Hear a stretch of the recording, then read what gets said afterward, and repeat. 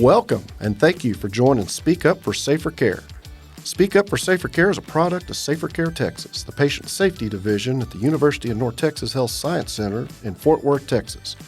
Our mission is to challenge traditional thinking to eliminate preventable harm. Speak Up for SaferCare illuminates gaps in care, process, or design that lead to preventable harm in all healthcare settings. I'm your host, John Sims, Director of SaferCare Texas, and joining me is our co-host, Leanne Cunningham, Strategic Operations Assistant Director. Good afternoon, John. Listeners, thanks for having us again today. Today is a special episode, Episode 6, Why Stopping the Line May Not Work, Part 2. I was just fixing to say, don't forget to say Part 2. That's right, Part 2. If you haven't listened to that podcast, I highly encourage you to go to our SaferCare Texas YouTube channel, Facebook, or LinkedIn, and listen to Part 1. It was wonderful, and that's why we decided let's have this Part 2 so we can continue this insightful discussion. So, welcome, Rey Gonzalez. Rey's background includes 42 years working in or with high-reliability organizations, beginning in the nuclear power industry. His last 28 years focused on improving safety, efficiency, and profitability through enhancing human and organizational performance. Rey is the owner and president of Hope Consulting, LLC, which stands for Human and Organizational Enhancement. Performance Enhancement. Performance Enhancement. Excuse me, listener. H-O-P-E, John. It takes a whole team to mitigate errors. Thank you. Some notable accomplishments include coaching to enhance performance, specialized coaching that received tremendous results in the U.S. electrical, chemical, and oil and gas industries, and trigger training, a proactive approach to human error production. So, Rey, thanks for coming back another week. Really appreciate it. Let's Seems get like started. it was just moments ago that we saw you. It does. It really does. Before I hand it over to Leanne, just to kind of briefly recap, last week we discussed some potential harms that might occur in a nuclear power plant. We also talked about error precursors, and Rey gave us some examples. And so again, I refer you back to our YouTube channel, Facebook, and LinkedIn to listen to Episode 5 and Part 1 of Why Stopping the Line May Not Work. And I just want to encourage you, our listeners, to go back and listen to the YouTube channel, Part 1, because this podcast has something for everybody. I'll be very honest, when I started the podcast, I was a little concerned as to how I was going to bring value to the conversation. I don't have any experience with nuclear power plants, but being able to have the conversation open and talk about how it correlates with everyday activity and healthcare it blows my mind, to be honest with you. You did mention earlier in podcast number 1, we talked about why stopping the line may not be the optimum thing to do. And I meant to ask you, could you define for our listeners, what do you mean when you say stop the line? Stop the line is more of a medical term. In other high-risk industries, it's called stop work authority. Okay. So in other industries, stop work authority, if they do it properly, they will stop the job, they will put the work in a safe condition, then they will back away from what they're doing, and they will contact their supervisor. However, stop the line in medical may look different, and it really is going to boil down to the circumstance that they find themselves in. For example, if we're stopping the line in the middle of a surgery, what would that look like? Well, probably a pause with collaboration to try to identify the answers to questions that may pop up. The only reason we're stopping anything is because our questioning attitude is fired off. Now, whether that comes from the head nurse or the anesthesiologist or someone else, that question needs to be addressed. And so in healthcare, what would it look like if we were in the middle of a surgery to stop the line? A lot of collaboration, good discussion, done in a timely and efficient manner to get back on track to ensure patient safety and quality care.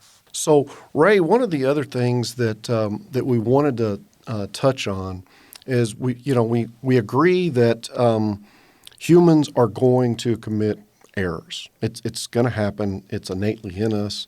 I think you referenced a study that said that we commit 3 to 7 an hour. Mm-hmm. Yeah. Mm-hmm. So, but it's how that error is managed that matters, especially in healthcare. And so, when an error occurs in a nuclear power plant or the nuclear power industry, how is it managed? How does that handle usually? And I would love to talk about that. And before we jump in there, I kind of felt like we left off the other conversation talking about the normalization of deviance, which we look at sometimes as called drift. Drift. Yeah. And we were talking about drift being the difference or the delta between work as imagined, which is the high uncompromising expectations and standards you want for patient safety or quality care, and work as it's actually conducted or actually performed. We call it work as done. And there's a gap there. There's a difference. The lower the gap or the lower the bar for work as done, the closer it puts you to error or other undesirable events. So it's incumbent upon management actually to ensure that we're pushing drift back up to the standards, the high uncompromising standards that we expect every day in in patient safety or quality care. And that comes with observing the work, providing good feedback, and ensuring that we're communicating and collaborating on ensuring those standards are met. So I wanted just to make sure we close the gap on that word called drift, because it's used in high reliability operations and organizations, and it's talked about a lot. If you read books, you will come across drift at some point. So the error precursors in the descriptions that you mentioned in our earlier podcast, they kind of fit in that drift as well. It's up to management to make sure that we don't have that time pressure, that we are aligned with our workload.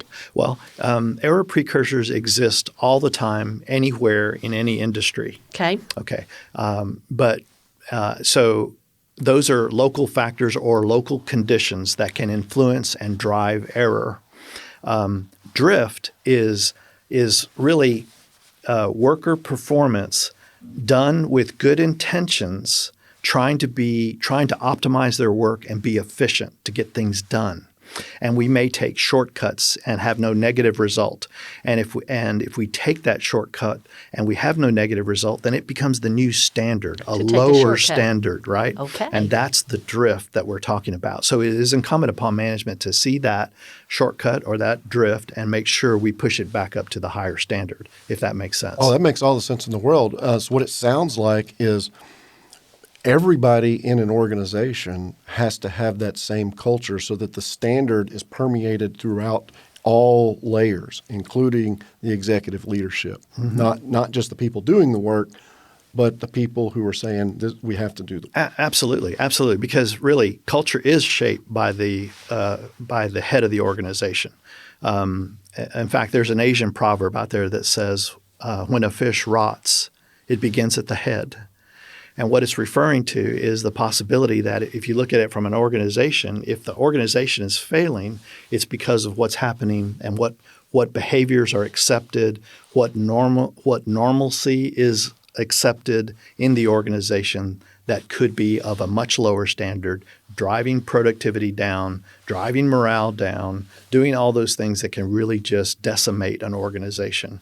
So it's incumbent upon the senior leaders and the management team to ensure they're shaping the behaviors and the organization that they want in proper organization, proper work. Right? And I would add that the people doing the work are the experts when it comes to that work that's being done. And it's incumbent on the executive leadership to listen. That's another high reliability organization principle, deference to expertise. Yeah, absolutely. And not only listen, but actually take what they are seeing in terms of weaknesses within the organization and ensure that those weaknesses are robust, because only management has the authority to provide the resources, financial or otherwise, to change policies or change processes or put in new equipment or do whatever's needed to ensure that the organization is strong and robust.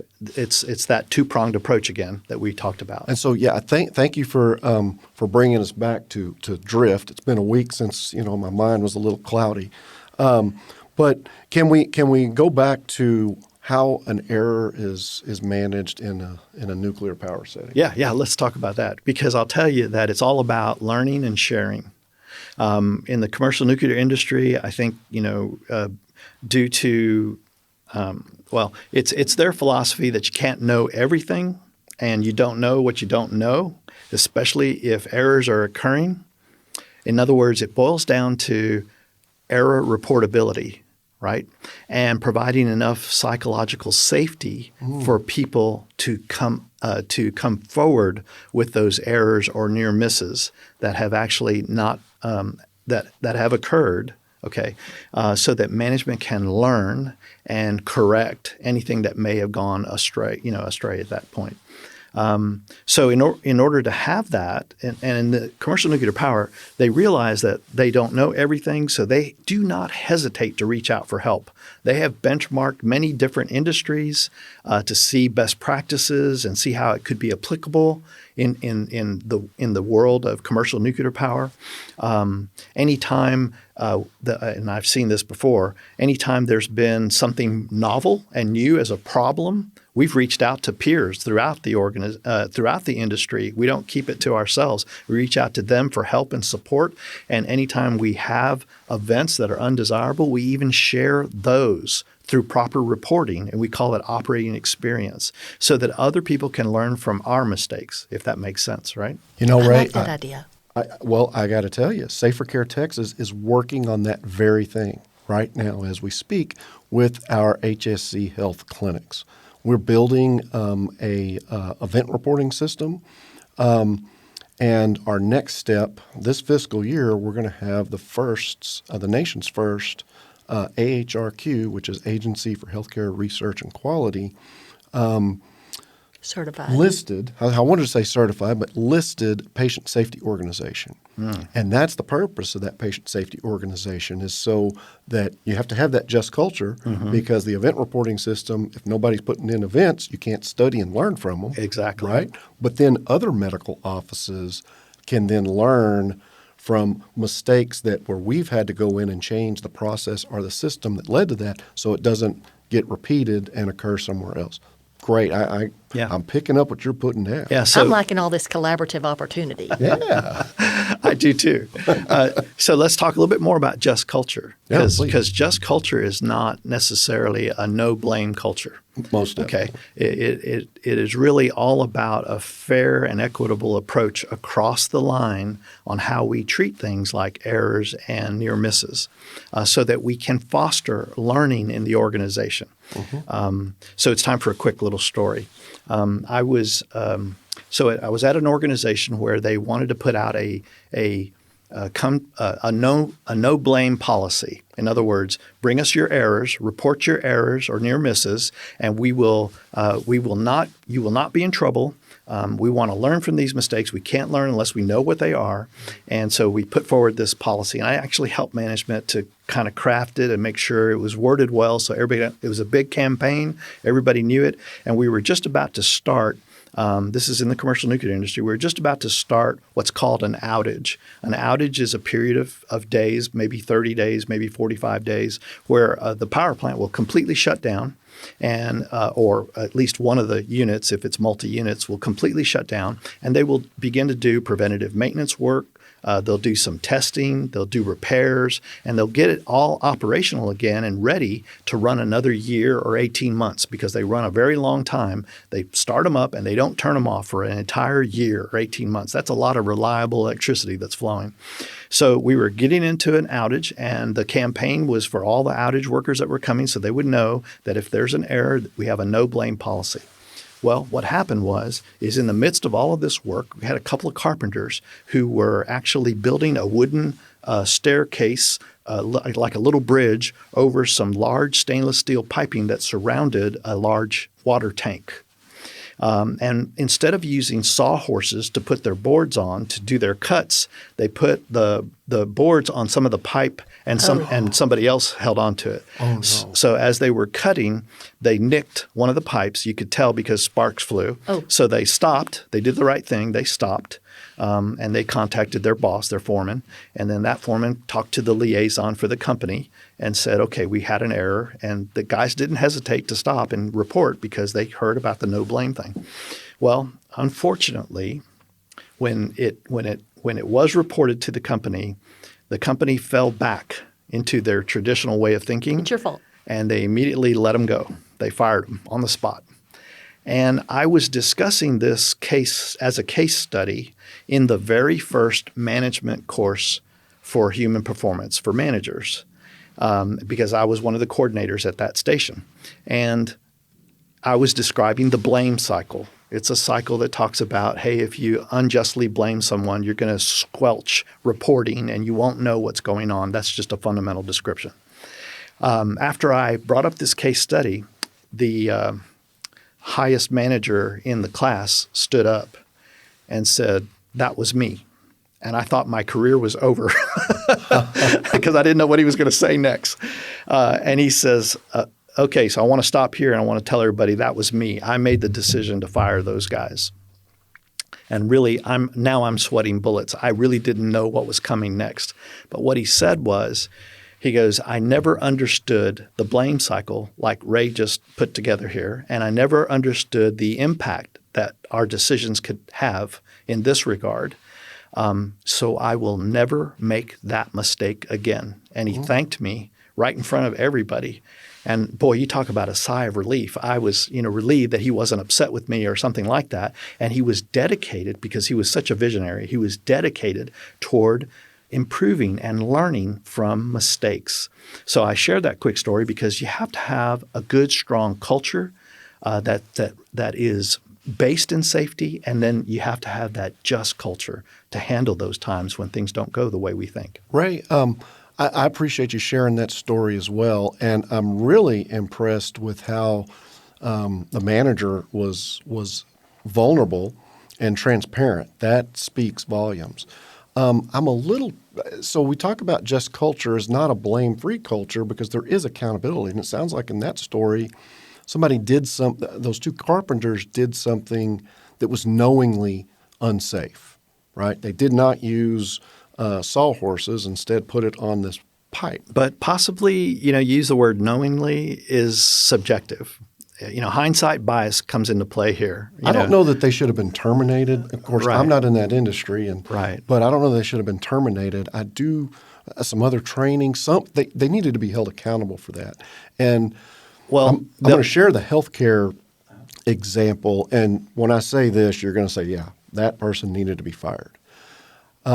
Once upon a time, I worked in an intensive care unit, and everybody that came at that time, this was a long, long time ago, had to have a nasogastric tube to decompress their stomach. And there was an individual who had refused, and a nurse had gotten up on the bed, put her knees on the patient's shoulders, restrained his wrists, and forcibly inserted the tube. Now, that's knowingly unsafe, that's patient assault, and that's a terminatable offense. Wouldn't you agree? I don't know enough about it, but I'll take your word for it. It doesn't sound right, for sure. I just don't want her to be, or him to be, my nurse. I'm just saying. Right. So, and that's my point, is that there can be extenuating circumstances. It's equitable Right. accountability. So Right. you apply the same to everybody, but you do encourage reporting because you want to learn, because there's a lot of errors that occur that the person who discovered it was following the proper procedure, right? But it still led to an error. Yeah. You want to hear about that. So let me just say this about that. Although the nurse may have taken things to an extreme, I don't know the rest of the story. I don't know what drove that behavior. Anytime there's behavior that just seems like leaves you scratching your head, like wondering why were they doing that, I always ask, what's driving that behavior? You have to know the background. Was it malicious? Was it spiteful? Was it neglectful? Or really was it an emergency situation that had to be done? I don't know. Same thing with the carpenters. Don't know what drove that behavior. Was it a lack of sawhorses that were available? Was it a lack of communication? Was it no oversight that was being provided while they did their work? Because leadership presence in any environment, in any work environment, is so critical to maintain those high, uncompromising standards we were talking about and making sure drift doesn't apply. So, it's difficult to say one way or the other without really knowing all the circumstances, and that's really kind of all Oh, sure. Yeah, I get it. And my point is accountability does not have to be a terminal accountability. Right. Exactly. So, and after you've gone through the root cause analysis, what drove you to make this decision? There's lots of different reasons, like you mentioned. Maybe there were no sawhorses. Yeah. And they were Maybe pressured. they just thought it was a big steel pipe and it wasn't going to be a problem. Yeah, who knows? I'm just throwing it out there. Well, one other thing that I know you and I had talked about, John, was the supervisor's responsibility for understanding their crews or their teams on an everyday basis. And that's one of the things we did in commercial nuclear power very well. Back in the day, I believe we called it behavioral observation. And what we trained supervisors to do was to, the moment that they greet their teams or their crews coming into work, they begin to look and determine the fitness, if you will, of them for conducting work today. Now, obviously, they need to be fit for duty. We have really high standards on, drug or alcohol use, stuff like that.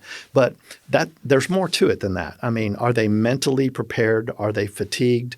Are they so a supervisor would, greet the team, and if he saw someone that was a little different or despondent or sad or just distant or whatever, they would approach them to find out what's going on today. Are they fit for actually working today? Because you never know. I mean, they could have been up all night with a rebellious teenager, or they could be fatigued after working. Doing something outside of work and then coming to work. We don't know the story. So that's one thing that I know helped quite a bit in the commercial nuclear industry, because when you look at healthcare, we still probably have work to do in terms of fatigue rules and the amount of time we especially during the pandemic. Schedule people to do work, right?